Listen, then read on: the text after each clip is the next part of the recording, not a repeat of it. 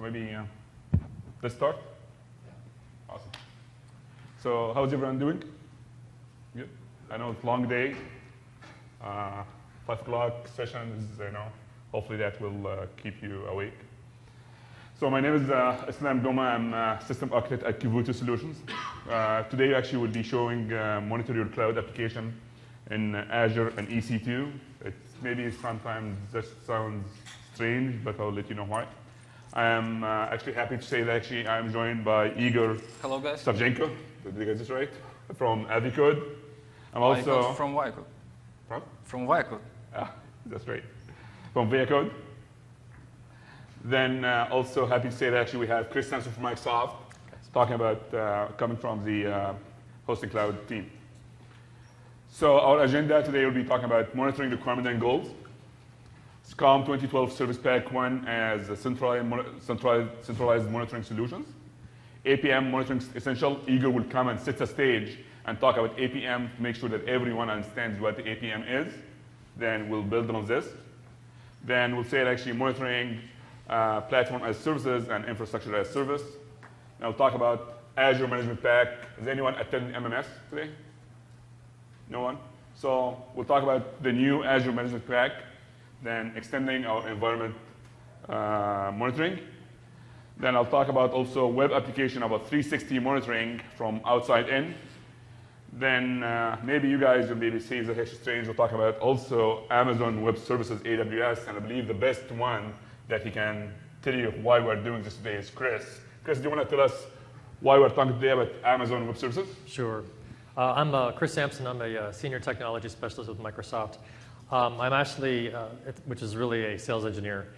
We actually have a U.S. Global partner team that we just work with our hosting providers. So like Rackspace, GoDaddy, SoftLayer, Savvis. A quick show of hands, anyone who are hosters out here or SIs or work with hosters or use hosters? Okay.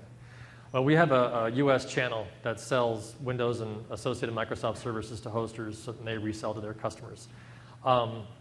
And Amazon, surprisingly to a lot of people, is one of our hosting partners. Even though there's a competitive angle at their corporate level, they are one of our largest worldwide hosting partners. And they have a very broad reach in the infrastructure as a service market. A market leader in some cases, in some scenarios.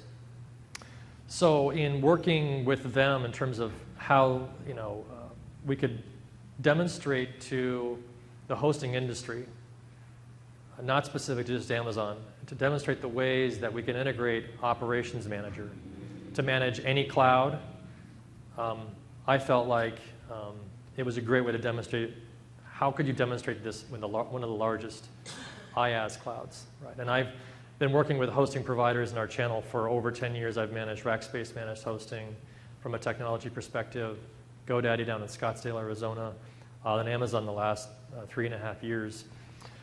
So I came up with this idea and reached out to the awesome developers at Viacode to find out how we can get a great development partner like Viacode to write a management pack that would manage some core services in Amazon EC2. To demonstrate how it could be extended to do that, to demonstrate to the industry that when we talk about enabling application management scenarios, enabling cross-platform management, enabling heterogeneous management, it wasn't just a Microsoft marketing tagline. It was actually something that we were able to do. This was not written by the product team at Microsoft. They were aware of it. They thought it was a good, I would say, industry message, and I thank them for that, but we worked in our partnership with Viacode to develop a solution on Amazon to give us some feedback in terms of what they'd like to see. But at the end of the day, we have enterprise customers. Microsoft has enterprise customers that reside at Amazon as well, that are running Microsoft workloads, and we needed to provide a way for them to understand how they could retain their System Center Operations Manager investments that they've made to manage it in anywhere it was, in Azure, like we'll talk about today, on-premise, and at AWS, and then to demonstrate how this could be done at other clouds as well. And so far, the feedback has been exceptional. We've had great coverage from the press, such as places like ZDNet, the Register UK, Gigacom blogged on it. So it's had a lot of great visibility to demonstrate what is possible in terms of extending operations manager to manage applications in any cloud. Awesome. Thanks, Chris. Yeah. Then in the end of the session, we are loaded for sometimes a Q&A. And that's it, right? All right. So let me start off by show of hand. Who's running on Azure today? Beautiful. Who's running on EC2 today? Cool. So who's running in a hybrid scenario between Azure and on-prem, Azure, or EC2 and on-prem? Cool, right? So anyway, for both people actually that are running on EC2 and Azure, this session is actually for you. You understand a lot of it, right? So monitoring requirement and goals, and we always ask why we need to have monitorings and what's our goals actually need to achieve. So we're looking for actually comprehensive view to say that actually my application is available anytime. I want to know that. I want to know beforehand that actually my application is available. I want to know also when my application go in degrade mode, I'd like to know beforehand to be active on that. I want to also say that actually I'd like to know that actually my application is reliable. I'm running on a reliable connectivity, right? And before I get connection timeout, I'd like to know that. And performance. And when I say performance, I'd like to know the performance from the client side and server side as well. And Igor will cover a lot on this actually on the APM managed pack. Then, as I said, actually, from server side point of view, as the client perspective, if I'm running a global web transaction servers, I'd like to know what is the experience for my customers in India and Australia and Denmark. What is the experience so I can actually fix anything to enhance their experience. Runtime and proactive monitoring for IT infrastructure. Application and environment scalability, prospective and provisioning. And correlation between the application activity and the servers and the infrastructure. If I really see today that actually my infrastructure hasn't got a lot of hit, got a lot of transaction, I need to correlate this between the transaction numbers and the resources I'm consuming. Right.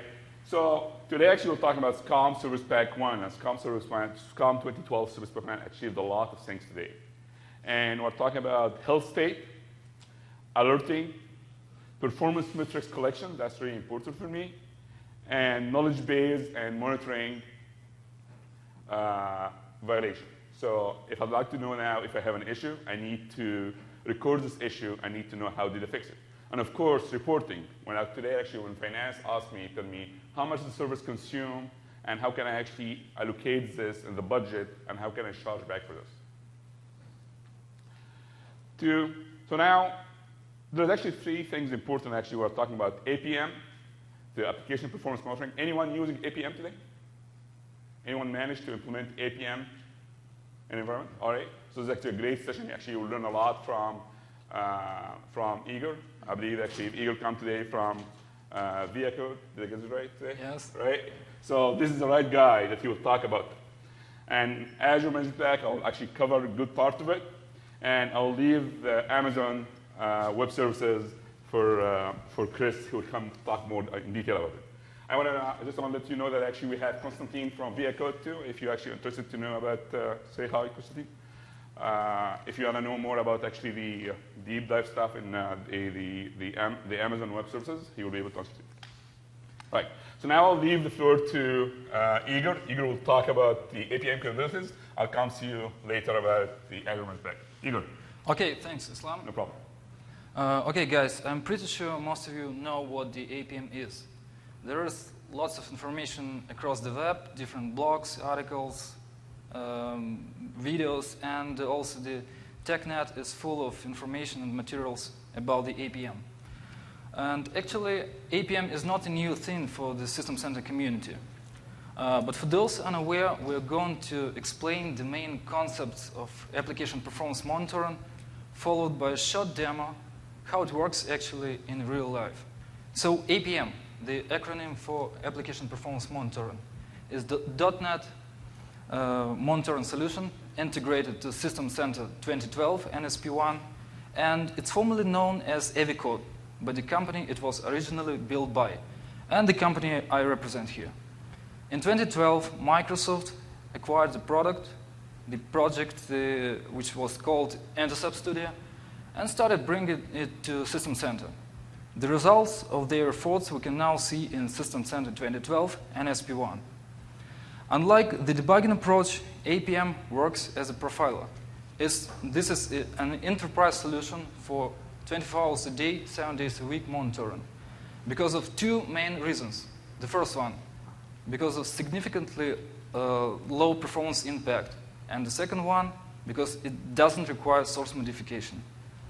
When we're talking about the performance impact imposed by the APM, it's estimated, and it's about 10% of processor time. Saying about the impact, the overhead of APM, most of all, we mean the processor time. APM, it's not so critical for the memory. And it depends much on the configuration you use. APM is very adjustable and can be tweaked up according to your needs. In cases you want to gather more information or when you want to make your configuration lighter in order to prevent from the performance impact. So in one case, when you use a server full of the applications and you want to monitor all the requests, you have specified additional entry points, requests to be monitored, this configuration will be significantly heavy. But on the other hand, when you use just the APM to monitor one Windows servers with default configuration, the impact will be even less than 10%. With migration to System Center 2012, we are given all the stuff inside the console of Ops Manager. I mean the performance metrics, all kinds of health states, and when we're talking about the APM, we have different levels of health state. First of all, this is distributed application. In terms of APM, this will be application group. These are separate components, the single applications. Also, these are transactional levels, request levels, and so on. So you will be able to figure out exactly what is going wrong, causes performance or exception violations. And of course, we're going to demonstrate this today. APM supports two types of monitoring: server-side, which is IS-based, and the client-side one, which is called UX or CSM. UX for the user experience and CSM, client-side monitoring. That's the synonyms. The client-side monitoring is end-user browser-driven. So it provides you the information about request handling on the end-user browser side.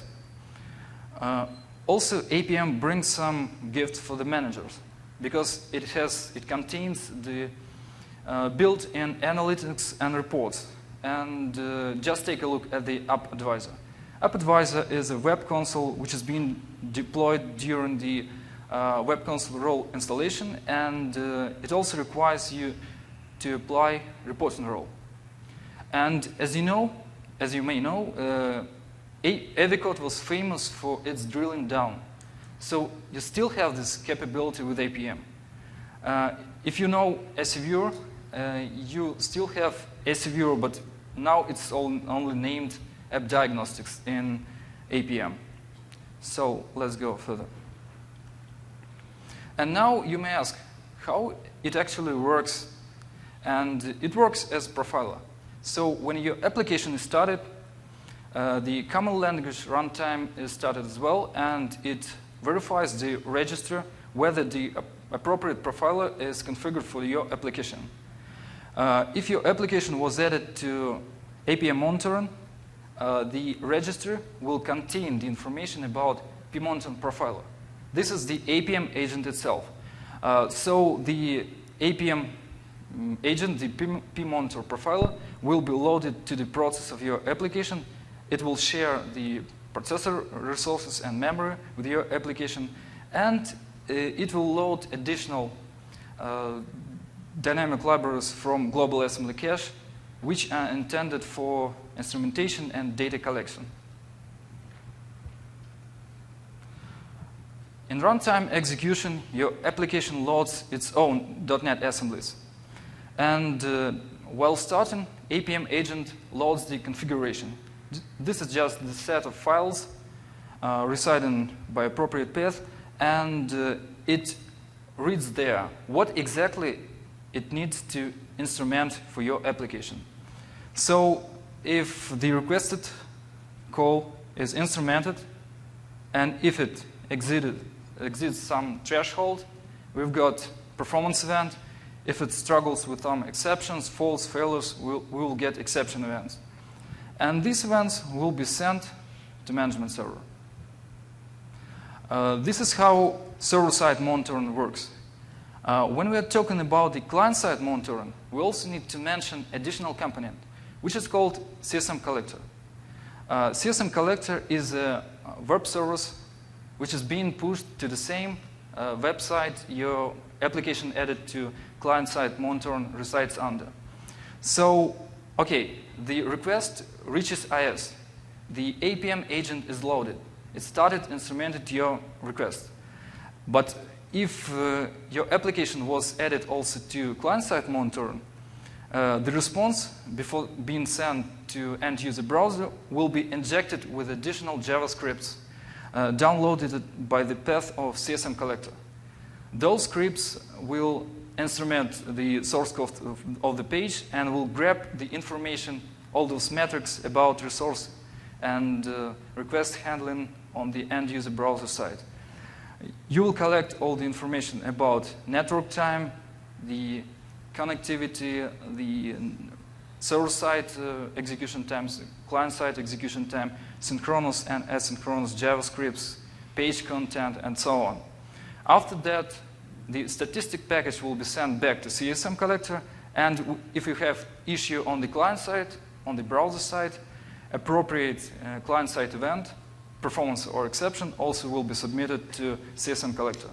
After that, CSM collector sends the data back to management server. And now we came to the main point, why we're talking about APM today. As written, the APM approach can be easily applied for different types of deployments. You can use it on your on-prem data center. You can use it in cloud. Saying in cloud, we mean IaaS, infrastructure as a service. Because one of the requirements for APM is the necessity to push a system center agent. And also you can use the APM for hybrid technologies. The APM can be used in cloud. You even can use the same template, the same set of configuration to monitor your application instances regardless of whether they are deployed, whether on Azure or on-prem. And of course, you've got the possibility to differentiate the configuration using the target groups. Now we came to the first demo. Okay.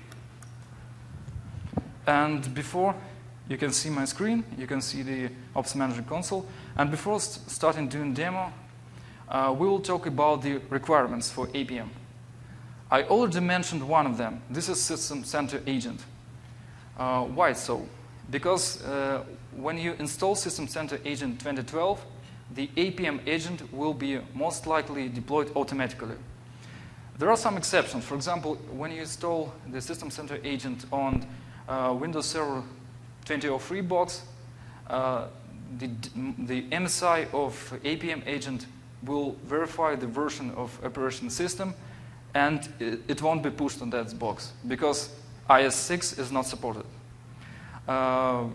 Maybe you know this previous version, the standalone version of Intercept Studio supported IS6, but it was excluded.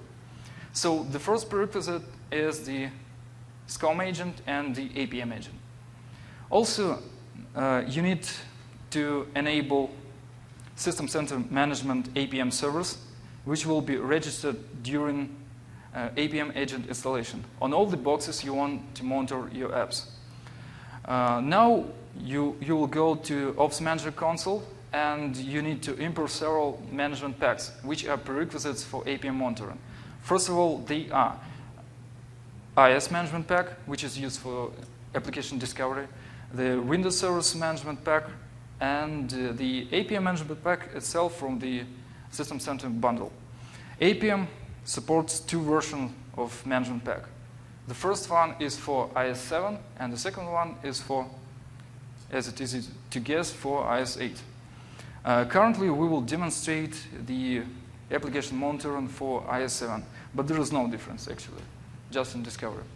And finally, when you're done with the deployment, you have the SCOM, you have System Center agent on all the application boxes. You imported all the prerequisites, all the management pack. You go to the authoring pane, and you can find the new template available here. It's called .NET Application Performance Monitor. So now we came to the point of configuration.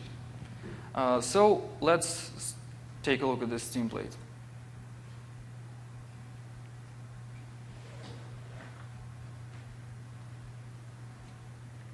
As usual, the same approach is used. You just need to specify the name, and this name can be any, and this will be used as an application group name. I will talk about application groups a little bit later. You just need to specify a description if you want, and to select the management pack. You want to store settings. It's recommended to use separate management pack for each application group. So now I'm going to close this wizard because we already have the configuration in place. Let's take a look. And now what we have here. On the first tab, we need to specify what exactly we want to monitor. You can see two applications added to server-side monitoring.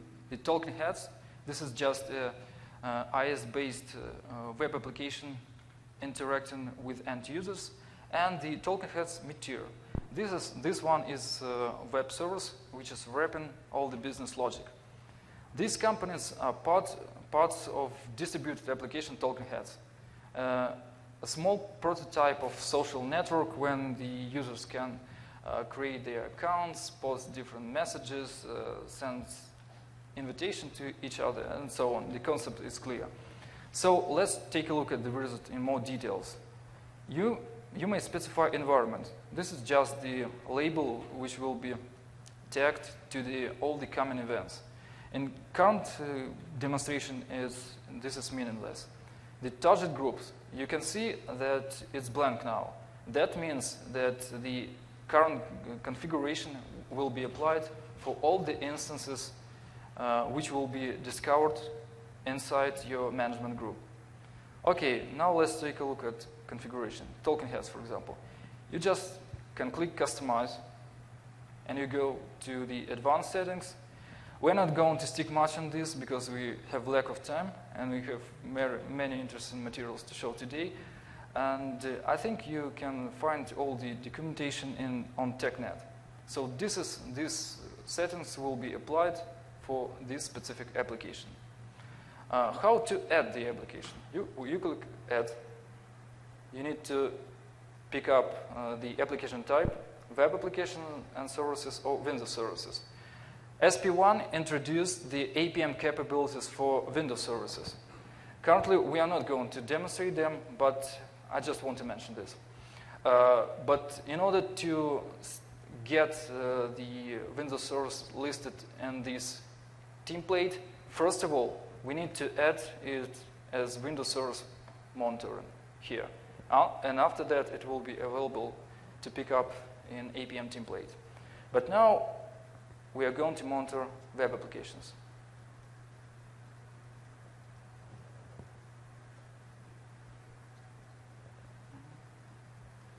Oh.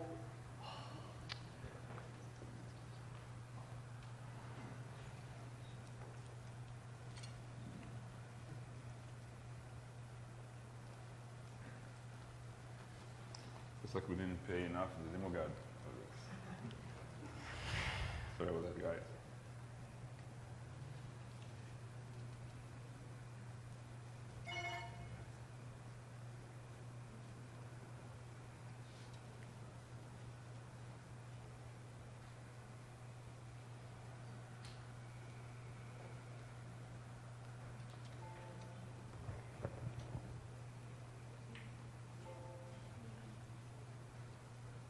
One more time.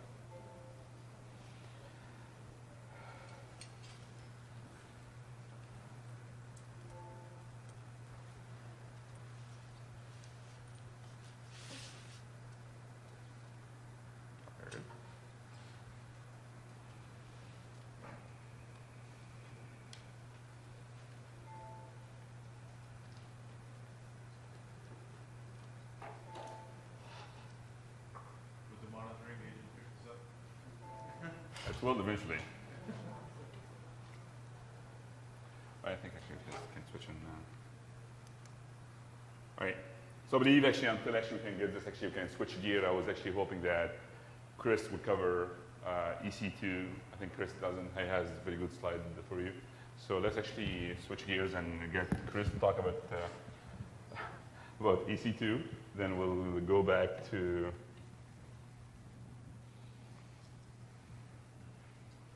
the demos. Sorry. That's good. Awesome. Thanks. You guys hear me okay? Great. All right, so getting back to the sort of the why and what the opportunity that I felt like System Center Operations Manager sort of presented in working and managing Amazon EC2. So the goal of this was really at first to demonstrate how SCOM could manage any workload, any application, in any cloud. So like I talked about earlier, we worked with Viacode to develop the management pack, and it enabled AWS as well as Microsoft customers to get all their monitoring metrics from CloudWatch. Amazon has a management service called CloudWatch. Who uses that today? Really quickly? Anyone? A couple? Okay.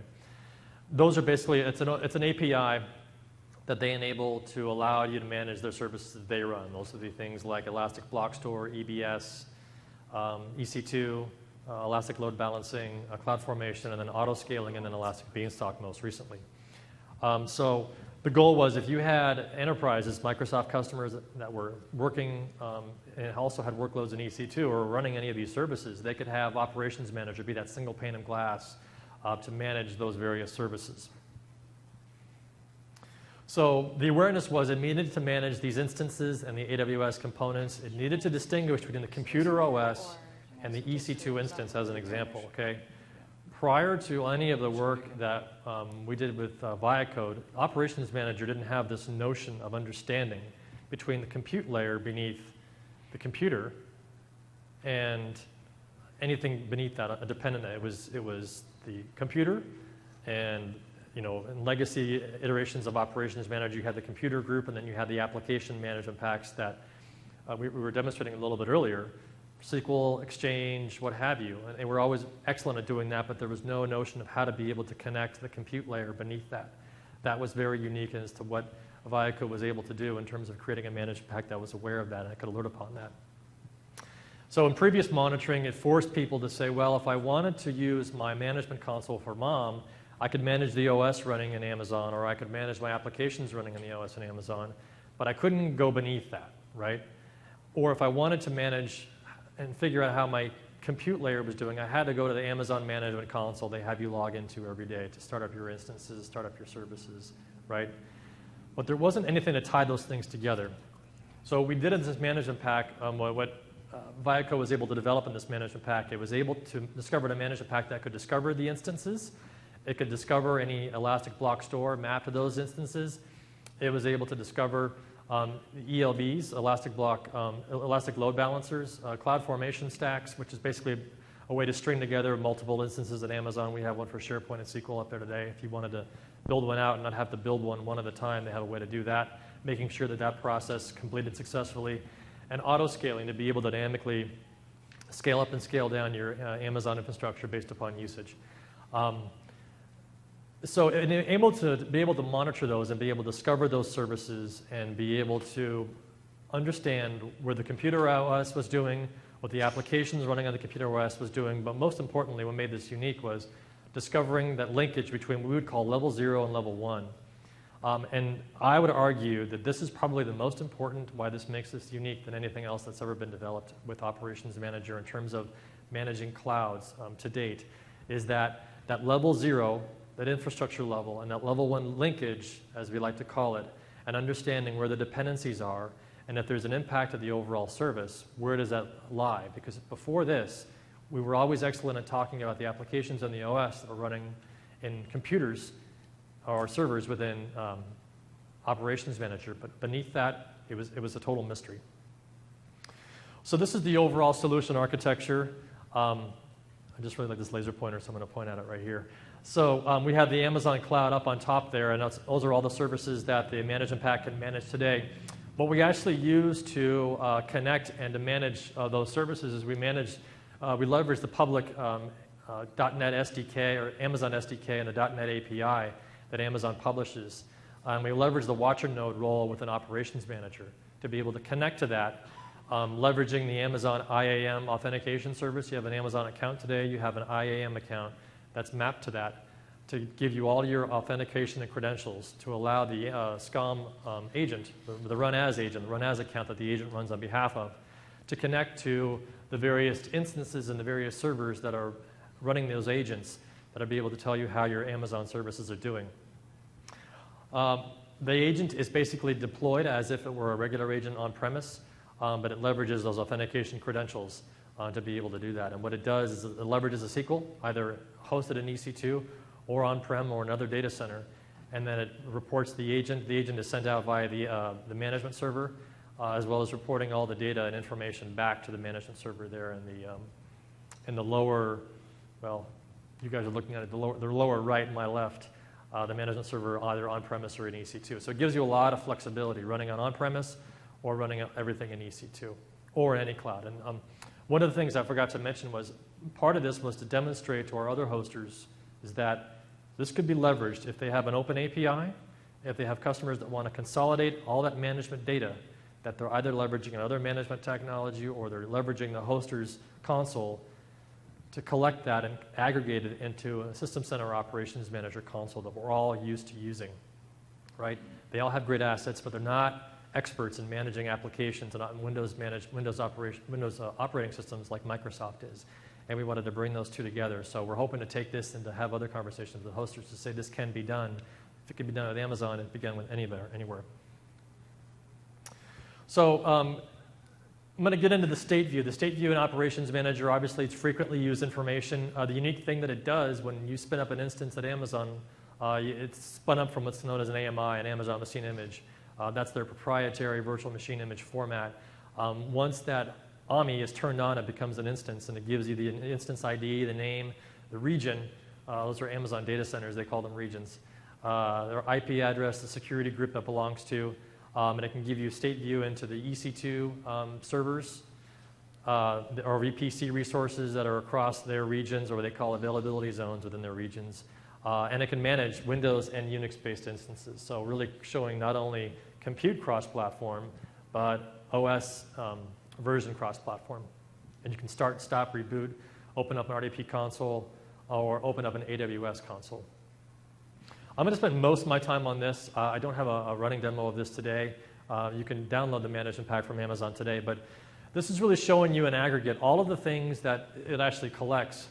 And the thing that makes this unique is that it gives you all of this information about the running instance in the management console view that we're all used to. On the right-hand side there, you're seeing all the management packs. It could be an Active Directory management pack or a SQL management pack or SharePoint management pack. In this case, you're seeing the AWS management pack listed, the third one down there. And it's showing you all the instances that it's being run. They've been discovered. They're running an agent locally. And based upon those CloudWatch metrics that I'll get to in a second, it's giving you the instance ID, the region by which it's running, because there's various regions and various availability zones within those regions, the platform by which it's running on that instance, the security group that that instance is running on behalf of within EC2, and the private DNS name. Obviously, all these servers have been torn down and turned off, and they no longer exist. So if you try to find out which one they are, it won't get far. On the right-hand side there, it's showing you some of the tasks and the state actions. So on the right-hand side, you can spin up an RDP console connect. You can start it. You can get a diagram view. You can get a diagram view and a state view like we're showing you here. So pretty. I mean, I would say this is probably the showcase feature of why we really did all this work, is to show that it could really reach beyond what were known confines. I mean, Microsoft, we feel like we have the best cloud assets in the world, spanning all of our resources. A great way to demonstrate cross-cloud capabilities that System Center can really be aware of and take action on. So this is the health view. It's showing you the overall status checks. So basically, once you have all the instances discovered, it's giving you the ability to actually drill into those instances and find out overall health of the OS, the ping status, the health roll-up alerting, as well as the local application rolling. So it's easy to detect failures either the hardware or the network level. And of course, Amazon never has failures, right? Haha, joke. When they do, like every hoster does, we can detect those as well.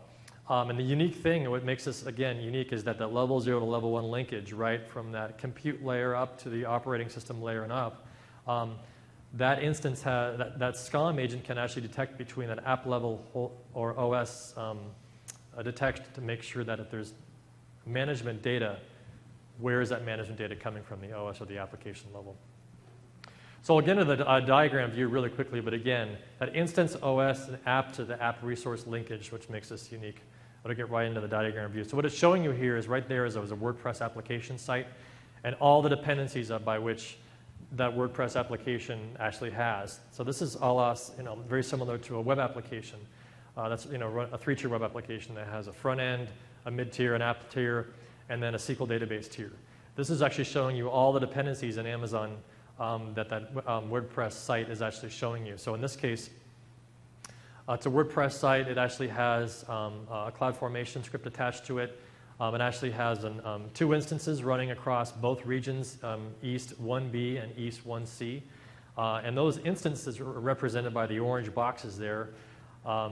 Actually have EBS volume and a WordPress site attached to it for failover. So if there's if there's an issue, if there's a problem, the diagram view, after all the resources are detected and the agents are running on those instances, can detect where those issues may lie. So these are the overall CloudWatch metrics that are captured. Not a whole lot of them, and I really want to be clear about this. Okay, the management pack by itself, if you were not to manage anything else on that EC2 instance or that Amazon resource instance, if you didn't import any of the great management packs that Microsoft and its partners have shipped over the last 10 years, I think there's like 150 of them, it wouldn't be very unique. It wouldn't show you very much. It would just show you the health of the cloud layer. It's only when you really start to correlate it with your application management pack for SQL and SharePoint and Active Directory and IIS and all of our partner management packs that we've built over the last decade that it really fills out the full picture, right? Because if you're just looking at the compute layer, it's just giving you one picture.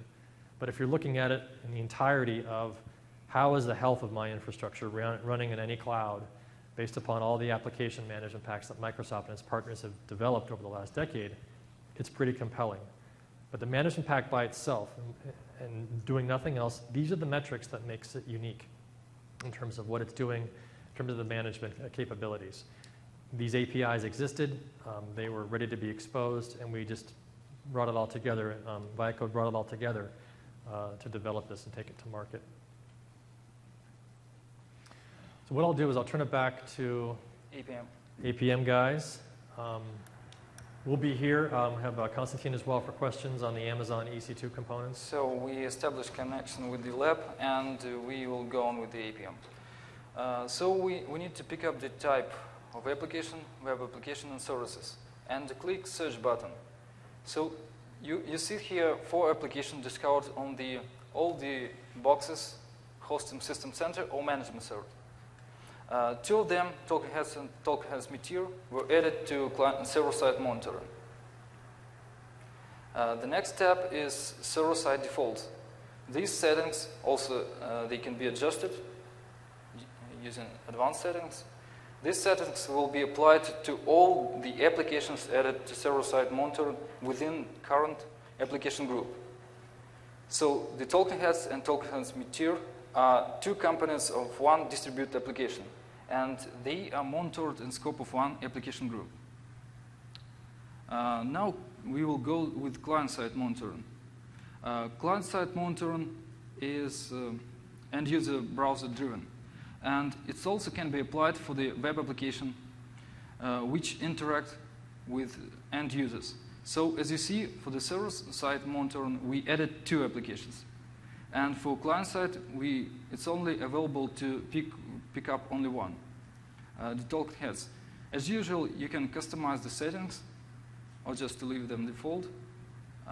And default settings will be used for all the applications added within current application group. You can review the settings on the summary page and to click cancel. Okay, the configuration is finished. So the next step is to distribute the configuration to application server. For these purposes, you need just wait.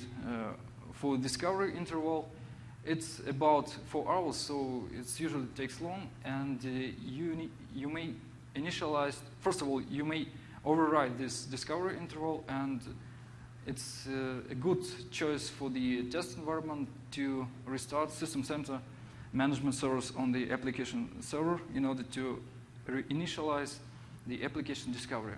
Once the application is discovered, the configuration will be pushed on the application server.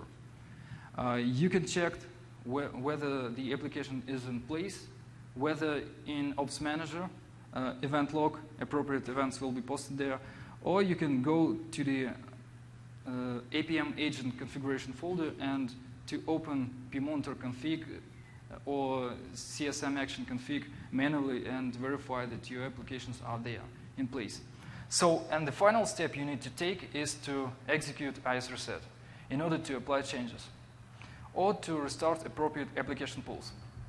Okay, now here in place we have some load generation tool. Islam has already run it. It started pinging token heads, targeted to token heads instance on the Azure persistent virtual machine. This tool emulates user activities. Some requests will fail, some will struggle with performance violations, some will cause exception, and so on. And let's switch back to the management server, to the Ops Manager console, and we're going to take a look at the views, APM bringing. We go to monitoring, we go here to application monitoring folder, and first of all, we can see the so-named 360-degree dashboard. This is a new dashboard introduced in SP1, and it shows you metrics about different monitors, not only APM, but also about web application availability monitor and global service monitor. Islam is going to talk about it today. Also, it provides you the general metrics about request, average request time, availability metrics, performance, and reliable. And this folder is for APM itself. It's called .NET Monitoring. Here we have the active alerts view. You have some of them generated soon, and let's take a look, for example, at one of them.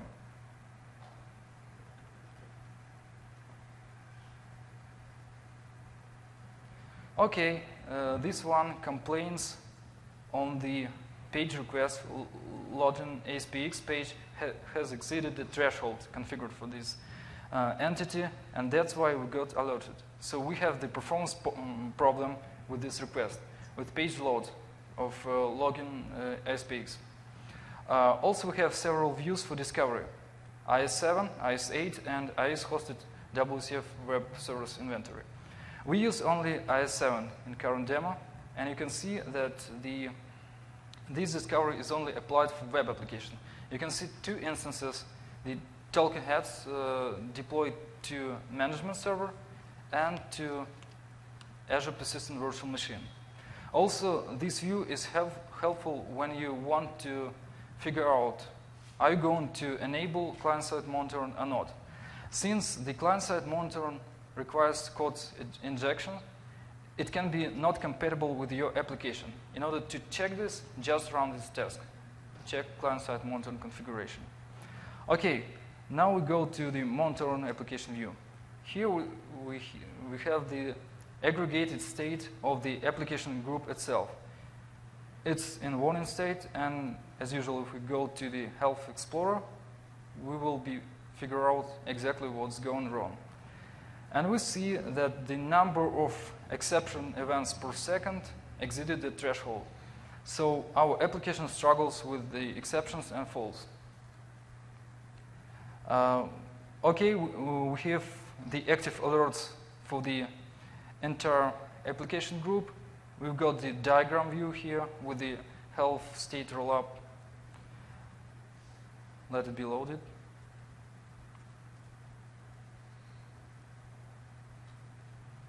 It's rather huge. I guess we need to change the scale. So you see the application group health state is in warning state because some of requests struggles with performance violations and others with exceptions. So we also have the health state view. The health state view is aggregated for all the instances of application components for Talking Heads and Talking Heads Meteor. Now we go drilling down to each specific component. For example, for Talking Heads, we have the performance view, different information about statistics, all those kinds of metrics about number of monitored requests, number of exceptions, performance violations, percentage of failed requests, and so on. These category .NET apps are being registered during APM agent installation. Also, we have the overall state for each instance of the component, for each instance of Talking Heads. We have 2 of them, and the alerts view for them. If you added some transactions, if you specified some requests to be monitored specifically, you will find the transaction folder for which you have the aggregated state view, health state view, and alerts. The same use we have for the other components, for the client-side monitoring, Talking Heads client, and for the web services, Talking Heads Meteor. And now we are going to the main point AVCode was famous for. We will go to the app diagnostics. First of all, let's refresh this view. So this is the web console which is installed during web console role deployment, and it will help you to drill down even to the stacks of each request, which struggled with some problems. And let's take a look at some of the events. So the first point when you get where you get that you have problems is System Center console, and the second tool is app diagnostics. Let's take a look, for example, at exception event.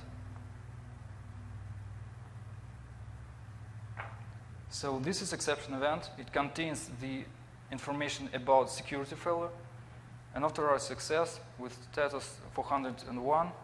And let's take a look at exception chain, exception data. Exception data is the exception object itself. You see it contains information about method, about status code, about the requested URL, about the entire message. And exception chain is how the exception was rethrown. So this was original exception. Exception has been thrown by the target of invocation. And it was provided to the end user as in more friendly-like way, as unauthorized access. And the main point is the stack. It gives you information where the problem actually occurs. The stack of exception event is read from the bottom to top. So these are a sequence of calls, and the actual problematic method is marked with red box. Also, we have all the exception data here. If we have got PDB files loaded to the same folder from where the current dynamic library was loaded, we even can get here the source code. Currently, we have no PDB files there. So it provides you information about the sequence of requests and where actually we have the problem, and it collects all the relevant information about the exception. We have already several tabs: similar events, related events.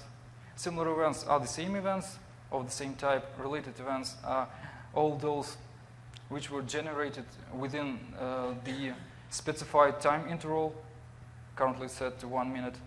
Distributed chains, if you have problems distributed on different levels, currently have this one. And performance counters. You know, sometimes the problem can be caused not by the application code itself, but for example, it can be caused by the lack of resource utilization. And we get here the metrics about processor time, private bytes, and so on. The .NET category for statistics. These performance metrics are being collected 15 minutes prior to the exception collection. And now let's take a look, for example, at the performance event. Let's get something evident. Sorry, this is a client-side event. Currently, the client-side monitoring will be retained out of scope. And we will take a look, for example, at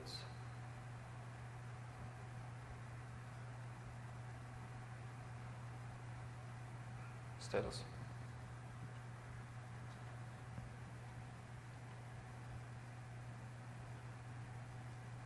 Let's find login.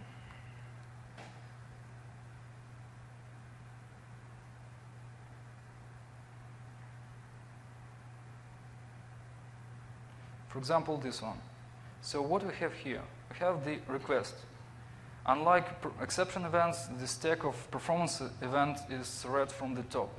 We have the request, system web UI page process request, the regular request for the page load.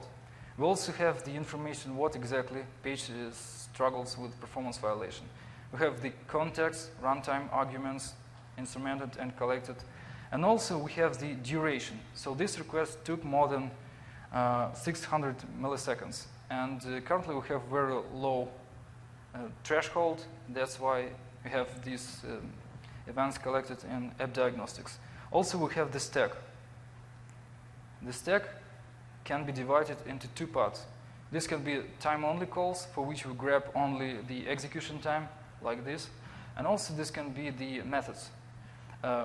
Methods require additional instrumentation, so you can add additional methods or entry points the request very responsibly. So for methods, you also have the runtime arguments. As usual, you have the context about the data collection, and you have the information from what exactly application it came from and from what server. This is actually our persistent Azure virtual machine. And all those information about similar event, related events, distributed chains, and performance metrics.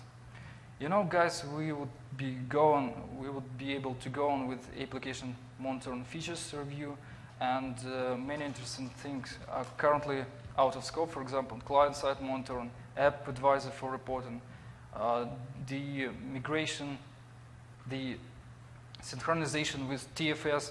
You just may assign the APM alert to the appropriate engineer just through the System Center console. Also, with SP1, the exception event can be exported and will be opened in IntelliTrace, all this interesting stuff. But currently, we are all with the APM overview, and we will go on with the Azure Management Pack. Islam, please. Awesome. Thanks, Gabe. So, question. Go ahead. So this was about 10% performance penalty, you were saying, for Yes. instrumentation? Yes, for both. So we'll go back. So the plan actually will let Chris talk in the end. That actually would talk before him and just would squeeze him in the last 5 minutes. But this is what happened, right? That actually. All right.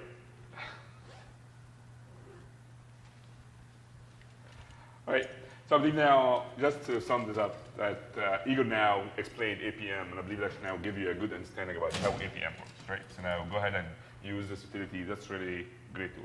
So now, I'll be coming here to talk about actually IaaS and platform as services and APM. And APM today actually will get you to drill down to a line of code, tell you why it is down, why my query is not working, why that. So you can take this information and go to your dev team and tell them, listen, no, that's not working. So can you fix it? This is your issue here. So I should say actually that IaaS actually such as Amazon, AWS, Management Pack, and I should tell you that now Azure, it's safe to say that actually Azure is actually IaaS and PaaS at the same time, right? So it has two roles. So now we need to talk about Azure Management Pack. And I think it's not new. In MMS, last day in MMS this year, Microsoft did release a new version of Azure Management Pack. If I go back to 2011, Microsoft released the version 6 point something on Azure Management Pack, and very much actually we're doing a couple of things like monitoring web roles and worker roles. That's it. And this is actually what very much Azure was offering at this time. But today was actually all the offering that we have today in Azure, like we can actually monitor a lot of stuff, right? We can actually monitor the cloud services, virtual machines, storage blobs, certificate. There's a lot of enhancement in the certificate management side. Also, with the management pack, you'll be able to do your distributed applications, such actually that Igor showed you how to do the distribution application from the APM side, which will also have to do the distributed application, the DA distributed application also in Azure. Plus, we have a great dashboard that will show you the variety, the service variability, the capacity, and so on. So I'm going to take you quickly to set up how we set up the Azure Management Pack. Hopefully they will work. Good.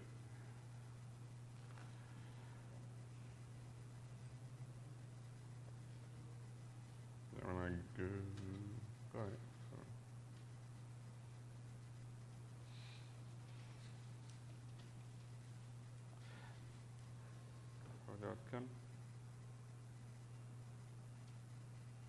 And anyone actually has experience with the previous Azure Management Pack?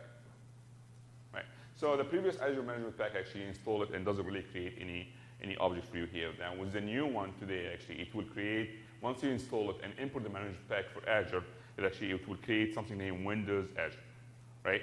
From Windows Azure, after that, you'll be able to add your subscription.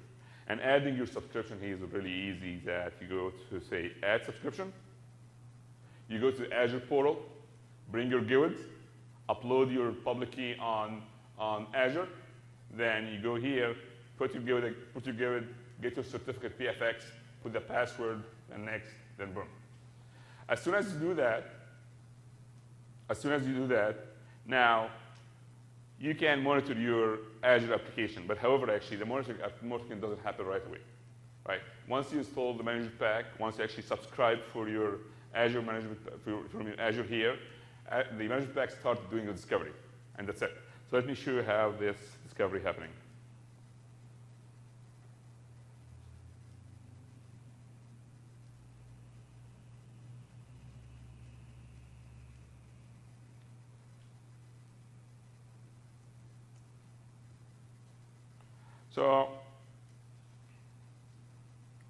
So discovery happening actually in Azure, and the Management Pack go and look for multiple and various stuff that your resources that you are subscribed to, like actually the cloud services, storage, right? It tells you what the health of your storage is.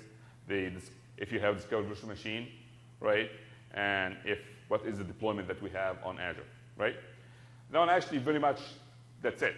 It doesn't really do too much until Igor will come here and start pushing buttons and configuring his Management Pack in order to monitor our application hosted in Azure, right? So Igor will come and show you how to configure the Management Pack, right?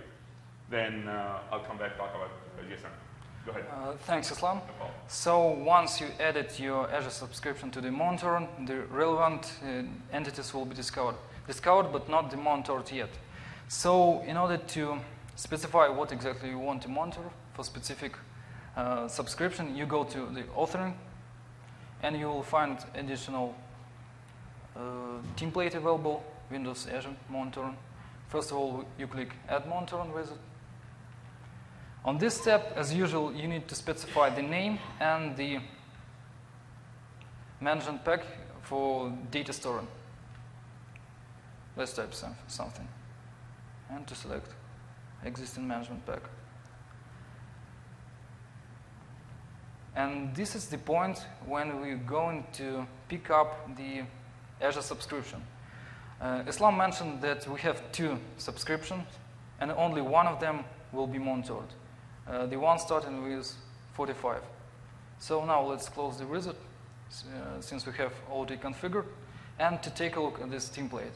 Actually, this is very straightforward and very plain. It's something like next, act, okay, something like. Okay, let's switch to the cloud service tab. You can hear, and you can see 2 cloud services or hosted services added to the monitoring. You click Add. You just need to specify the deployment slot, production or staging. We use only production. To click Search, to pick up some of them, to click Add, and to click OK. The same is for the virtual machines and for storage accounts. we have. Okay, assume we have the Azure-based application implementing web and worker role. In order to grab all the metrics which Azure Management Pack can provide you, you need to update your application a bit. Specifically, you need to do 5 things. Thing number 1 is to implement diagnostic metrics performance counters collection inside onStart method of your web and worker roles.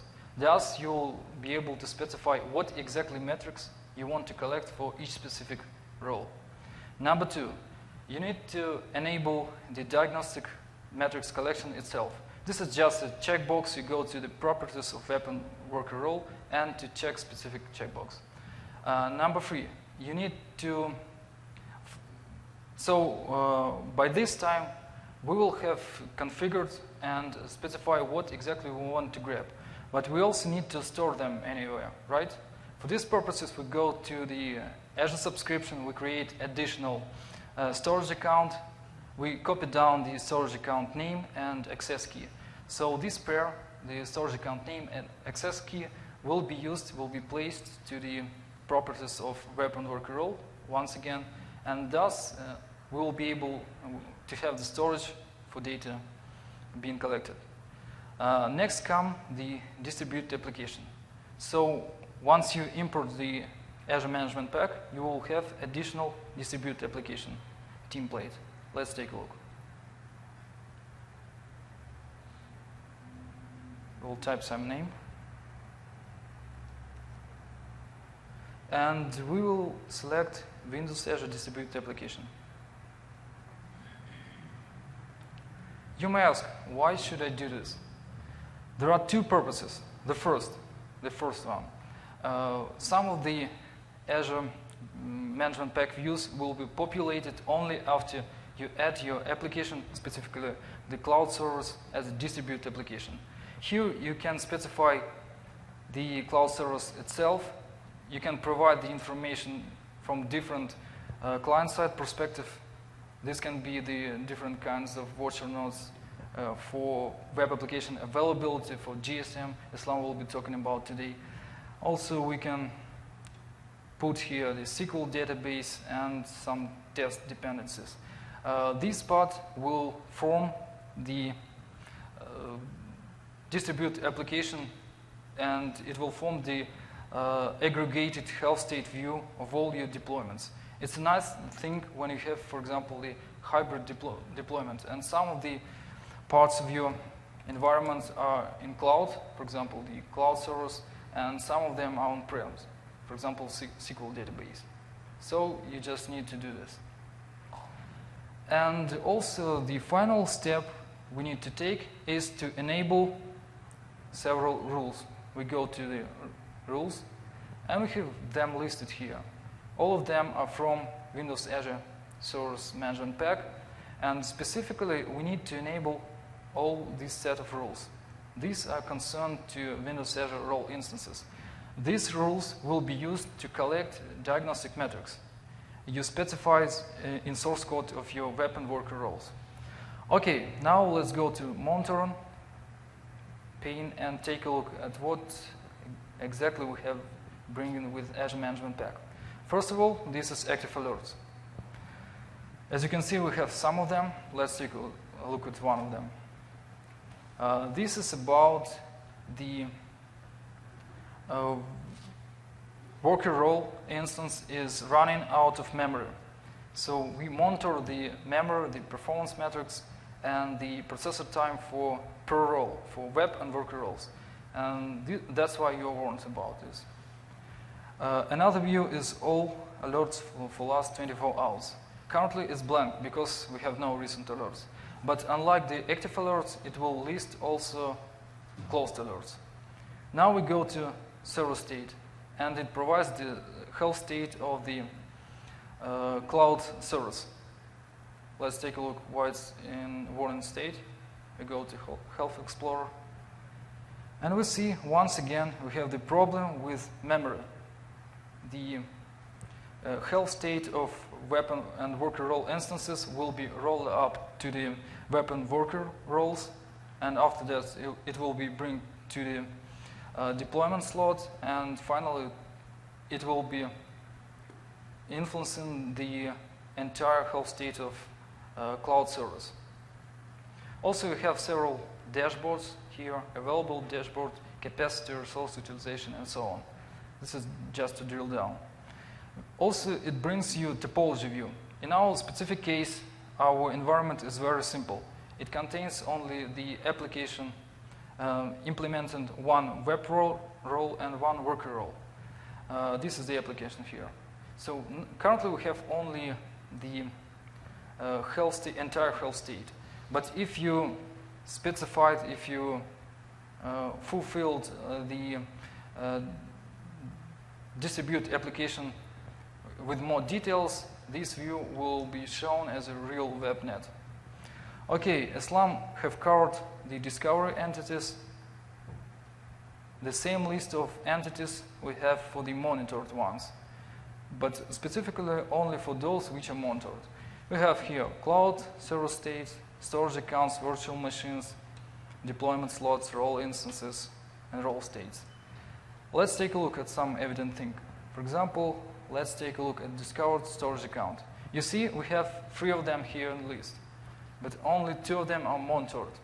Islam mentioned that we have 2 subscriptions, but only one is used for monitoring, this one, starting with 45. And that's why we have this one without this green check sign.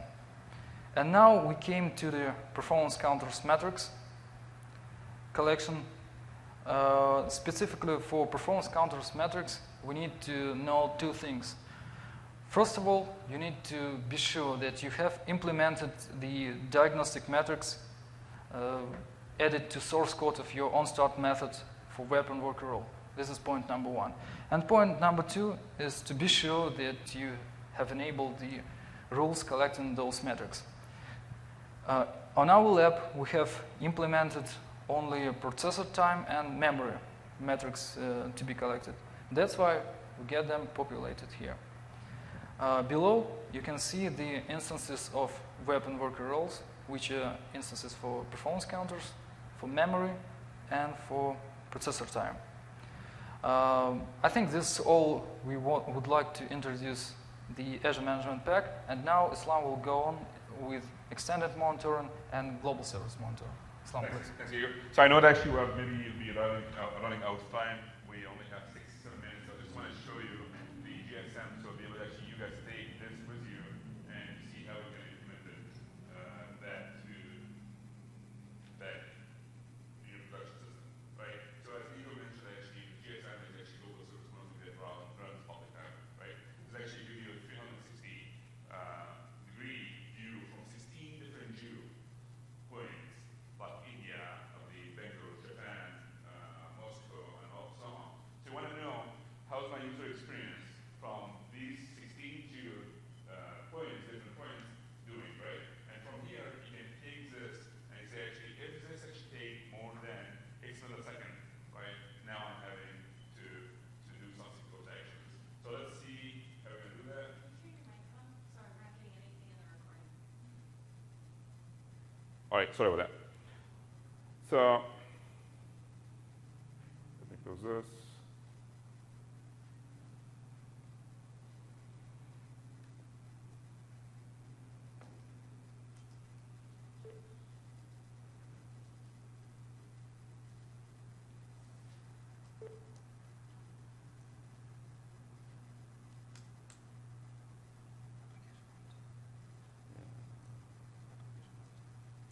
Right.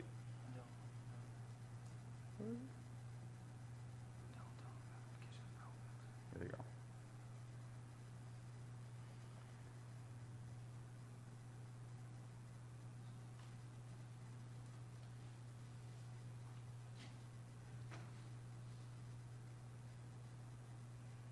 So this will give you a summary of how is your application doing from the 16 different points.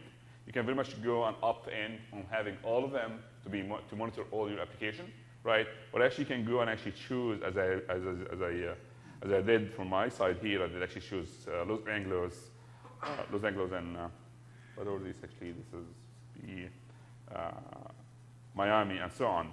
So for example, from Miami here, I know that actually my dev team provided me with a link to go through all the business layers on my application to make sure that actually I am up and running with the required time for the transaction that take maybe 1.13 second, and so on. So very much, I think we have 4 minutes for Q&A, and we can extend the Q&A also offline if you guys have any questions. Mobile to watch or get the notifications? Say it again. Is there a mobile app for getting the notifications or to watch that locally? Do you want to use the microphone, maybe? Yeah, can you use the microphone, please? Do we have a mobile app? App for watching? Oh, do you have a mobile app for this? Yeah. Getting the notifications also. So you can actually receive notification on your mobile as well if you configure this actually in the rules on Ops Manager for sure. You can receive alerts for sure. Question? For how long do you collect data for this diagnostic database? The data diagnostic database for the APM. Ops Manager database is used. So Ops Manager itself, it actually, if you configure your Ops Manager database to configure actually by default, I think it will collect 7 days, right? Then for 7 days, actually the data go transferred to your data warehouse database. So It should be separate. Separate thing. Is that adjustable if you have a very small web app with very little traffic, but you want to make sure? Yes, it's adjustable through the specific rules. Using overrides, you can do that. Right, sure. More questions?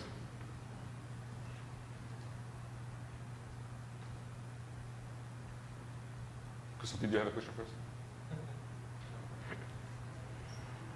So hopefully you guys actually have seen, you have actually got the benefit of APM, of the Azure Management Pack, of the EC2. I believe actually here the message actually we're from one single pane of view, we are actually able to monitor all your application, either actually are hosted on-prem, Azure, EC2, right? Are there a limit of how many tenants you can monitor? Or if you have, let's say, 10,000 subscriptions running in your application for different customers? Right. I don't really need exactly, I don't know exactly what the number actually from this, but you can very much, I think, go with the best practice that Ops Manager say for the Azure Management Pack itself and tell you how many subscriptions. I'm not aware of actually there's any cap on numbers. Do you know if there's any cap number for Azure? Yeah. So I think that overall, from an architectural point of view for SCOM, the consideration is the number of management packs imported. If you have a lot of management packs imported, that might impact your overall performance. But from a tenant point of view, SCOM has always been pretty strong in multi-tenant support. So. and you can always add management servers on SCOM to handle the load. Can you run an operation manager in Azure Cloud? Yeah, you can. To IS, yes. To IS. Yeah, you can. You can actually shift all your infrastructure to Amazon and you do these things. I know a lot of hosters and companies do this now. Question?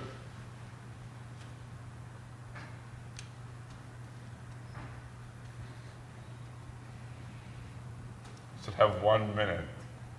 You guys go ahead and ask questions. So guys, did you see, is the session was useful for you? Did you add any knowledge for you? Right? So if that one actually was useful, can I just have applause for my co-presenter here?